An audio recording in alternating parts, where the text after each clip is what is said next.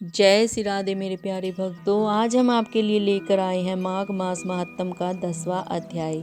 तो आइए शुरू करें माघ मास महात्म का 10वां अध्याय। यमदूत कहने लगे कि हे वेश्या, एक बार भी गंगा जी में स्नान करने से मनुष्य सब पापों से छूटकर अत्यंत शुद्ध हो जाता है। जो गंगा जी को दूसरे तीर्थों के समान समझता है वह अवश्य नरक में जाता है। भगवान के चरणों से उत्पन्न हुई गंगा जी के पवित्र जल को श्री शिव जी अपने मस्तक पे धारण करते हैं।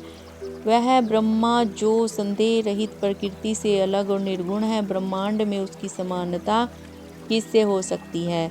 गंगा जी का नाम हजारों योजन दूर से ही लेने वाला नरक में नहीं जाता, इसीलिए मनुष्य को अश्वमेव गंगा जी में स्नान करना चाहिए। हे वैश्य, जो ब्राह्मण दान लेने का अधिकारी होकर भी दान नहीं लेता वह आकाश के नक्षत्र में चंद्रमा के समान है।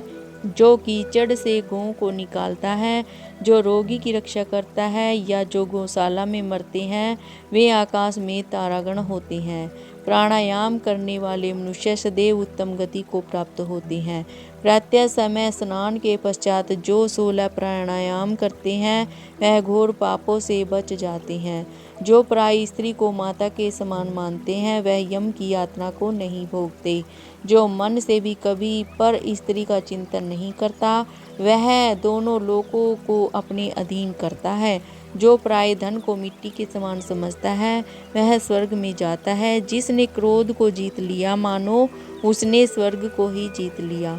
माता पिता की सेवा देवता तुल्य करता है, वह यमद्वार नहीं देखता। और जो गुरु की सेवा करते हैं वह ब्रह्मा लोक को प्राप्त होते हैं। सील की रक्षा करने वाली स्त्री धन्य है, सील भंग करने वाली यमलोक जाती है। जो वेदों और शास्त्रों को पढ़ते हैं या पुराण और संहिता पढ़ते और सुनते हैं तथा जो स्मृति का व्याख्यान और धर्मशास्त्र समझते हैं या जो वेदांत में लीन रहते हैं वह पाप रहित होकर ब्रह्मालोक को प्राप्त होते हैं। जो अज्ञानियों को वेद शास्त्र का ज्ञान देते हैं वे देवताओं से भी पूजित होते हैं। यमदूत ने कहा कि हे वैश्य, श्रेष्ठ यमराज ने हमको वही आज्ञा दे रखी है कि तुम किसी वैष्णव को मेरे पास मत लाओ। हे वैश्य, पापी लोगों को इस संसार रूपी नरक को पार करने के लिए भगवान की भक्ति के सिवाय दूसरा और कोई उपाय नहीं है।